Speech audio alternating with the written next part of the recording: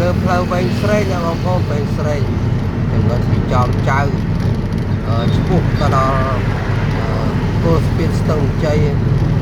នៅថ្ងៃទី5ខែមេសានេះវាម៉ោង3:11នាទីនេះគឺមានសភាពស្ងាត់ស្ងួនជិះអត់សូវស្ទះទេខាងក្រៃកោងនេះអត់ទាន់ស្ទះទេតែនៅខាងស្ទឹងជ័យមិនដឹងជាស្ទះអត់ទេអញ្ចឹងបងប្អូនរងចាំមើលតើវាស្ទះដែរអត់ហើយមេឃនៅក្នុងខែមេសានេះថ្ងៃ5នេះក្តៅ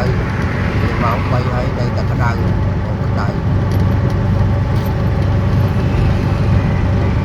មិនគឺថ្ងៃសតស្ញាច់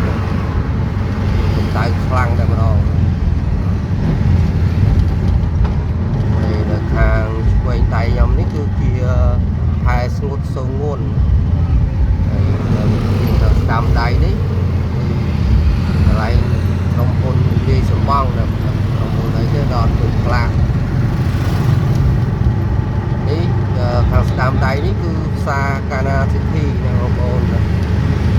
ទល់មុខនឹងប្រឆិតជាមួយនឹងក្នុងផែសូងួន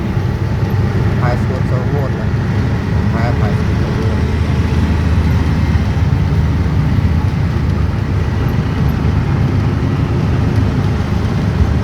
ហើយវែងស្រីនេះគឺអ៊ូអណាបងប្អូន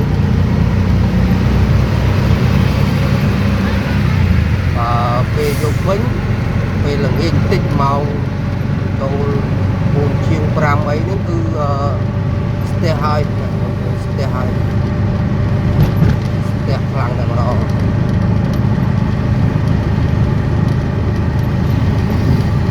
ទាំងទៅទាំងមក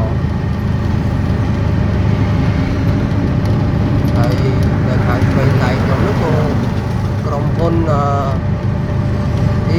ស៊ុយណាហើយនឹង Honda ជាប់គ្នាក្រុមហ៊ុន2ជាប់គ្នាហើយនៅខាងស្ដាំដៃនេះគឺក្រុមហ៊ុន Ground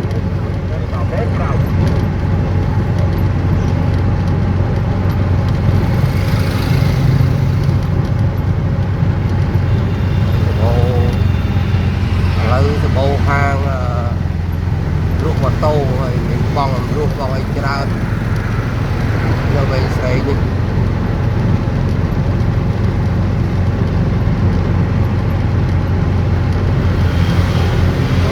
នៅខាងមុខខ្ញុំនោះនៅខាងស្ដាំដៃគឺហៅថាផ្សារតាពាំងខ្លាំងហើយក៏ជាច្រកចូលក្នុងបរិយាកាសដែរ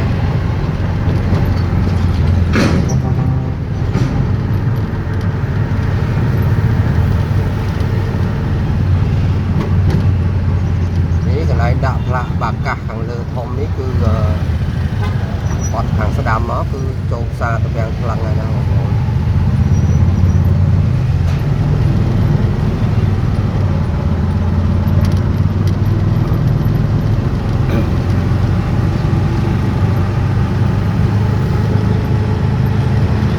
ផ្សារតាពាំងខ្លាំងនេះគឺបើក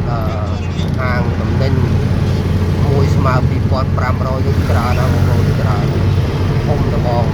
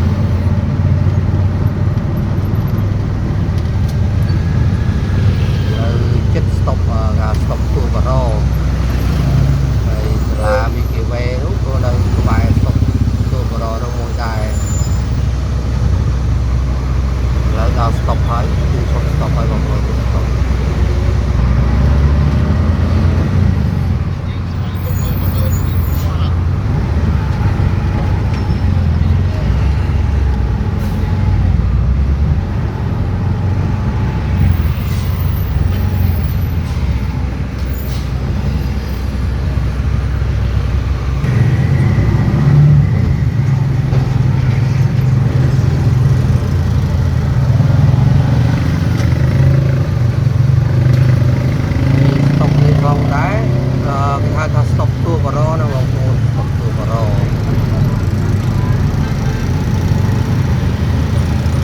ហើយពេលព្រលឹមហើយពេលល្ងាចអីនេះគឺស្ទះខ្លាំងណាស់បងប្អូនហើយស្តុកទួបរហើយជាប្រចាំហើយ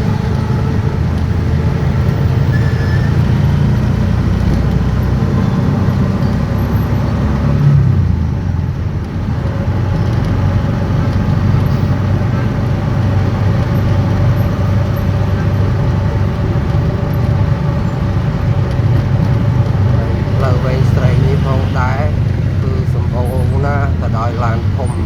កុងតឺន័រធំនឹងគឺបងណាហើយបងប្អូនជិះម៉ូតូត្រូវមានការប្រុងប្រយ័ត្នខ្ពស់ឡានធំច្រើន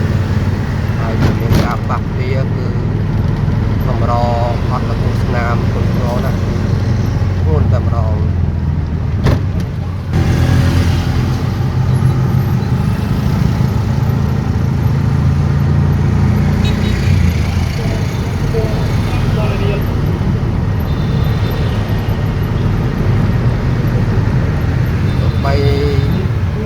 ម៉ោង 3 ជាងហើយគឺចាប់ផ្ដើមមានស្ថានភាពចង់ស្ទះបដាណាបងប្អូននៅផ្សារឯកគ្រី3ឯកគ្រី1សន្ទុំ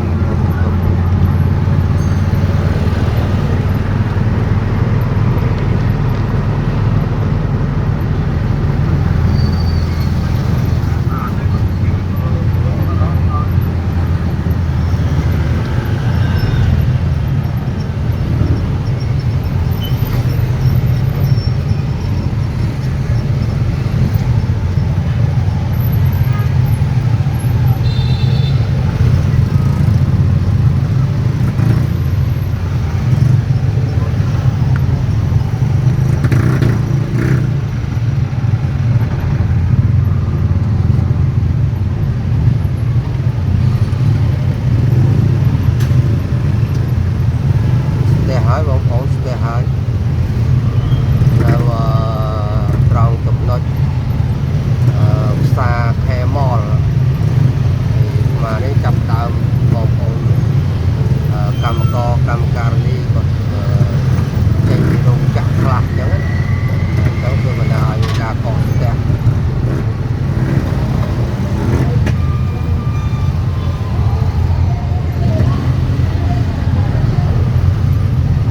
ខេម៉លហ្នឹងក៏គេមានចាប់ដើមប្រគំតន្ត្រីព្រោះគេចូលឆ្នាំហើយថ្ងៃនេះថ្ងៃ5វាស់តា10ថ្ងៃទៀតទេគឺដល់ថ្ងៃចូលឆ្នាំខ្មែរហើយអញ្ចឹងមានការមមាញឹកលើការបង្កើតសង្ក្រាន្តណាមានកម្មវិធីផ្សេងតាមផ្សារតាមភូមិតាមសង្កាត់ច្រើន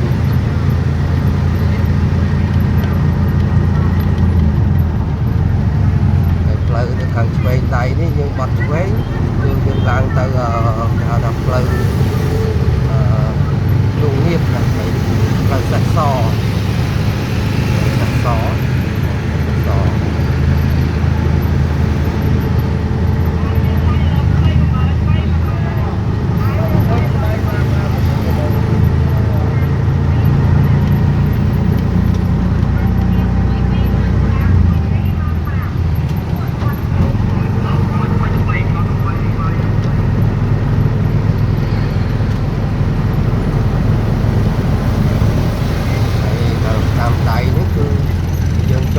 នេះគឺកន្លែងគេឃ្លាំងអីនៅសួនវឌ្ឍនៈចូលទៅក្នុងនោះសម្បូរទៅដោយឃ្លាំងអ្នកជួលហើយនឹងរោងចក្រធំហើយមកដល់ស្តុបនេះបើសិនតែយើងបត់ឆ្វេងគឺឡើងទៅឲ្យផ្លូវធំផ្លូវលំងៀបទៅផ្លូវធំមួយដែរឡើងទៅដល់ផ្លូវ2004ឡើងទៅដល់ស្តុបផ្សាររេហុយចូលទៅដល់ផ្លូវហាណូយវិញអញ្ចឹងបងប្អូនទៅវត្តសំដងដែរមកអីយើងទៅបត់ឆ្វេងដើម្បីឡើងទៅផ្លូវទៅឆ្លងកាត់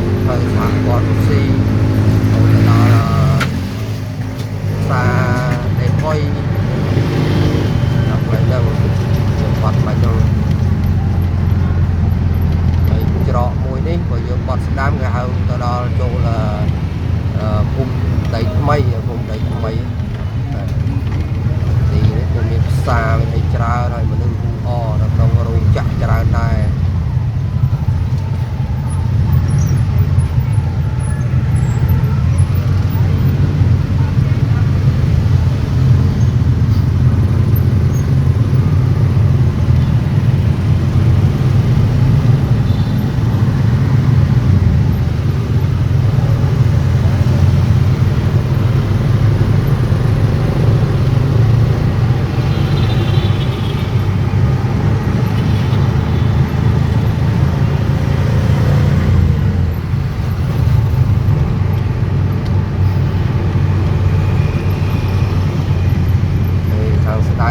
ខាងស្ដាំដៃ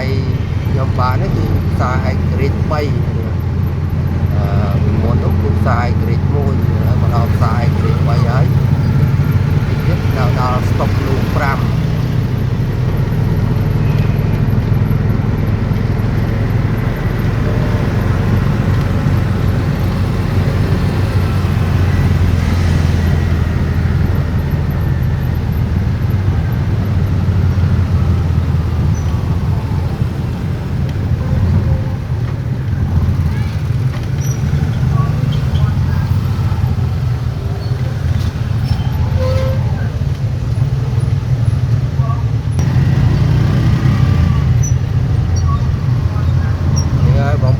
ស្តុកលូ5ណាបងប្អូន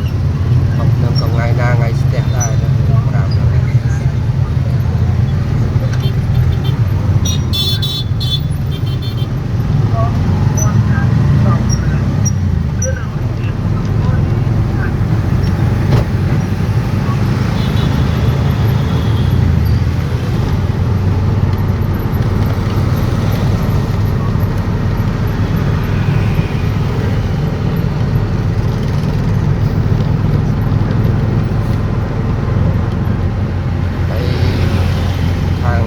ដៃខ្ញុំហ្នឹងគឺមានបរិយពេងអួតមួយណាបងប្អូនតែបរិយពេងអួតនោះពីដើមយូរមានយូរហើយតែទូទេធំទៅ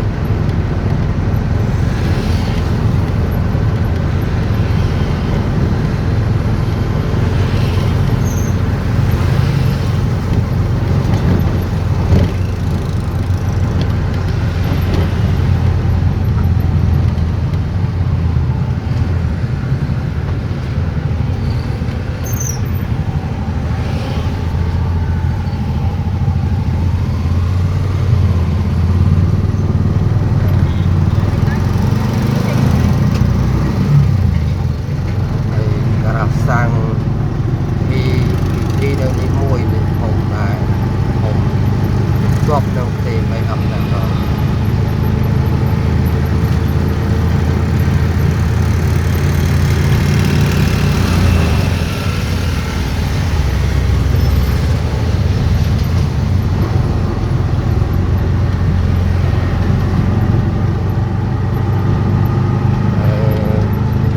ហ្នឹងគឺ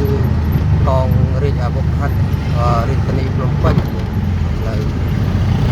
ចិត្តចំោះជ្រុកស្ទឹងជ័យនៅដល់ជាប់នឹងក្រាសាំង VVT ហើយនេះមកដល់ចំោះជ្រុកបាយបងប្អូនដល់ចំោះជ្រុកស្ទឹងជ័យហើយអញ្ចឹងការរៀបរាប់របស់ខ្ញុំជំរាបជូនដល់បងប្អូនដែលបានទស្សនាតាំងពីដើមមករហូតដល់ទីបញ្ចប់នេះក៏សូមជម្រាបលាហើយក៏សូមបញ្ចប់ត្រឹមនេះមកដល់ផ្សារស្ទឹង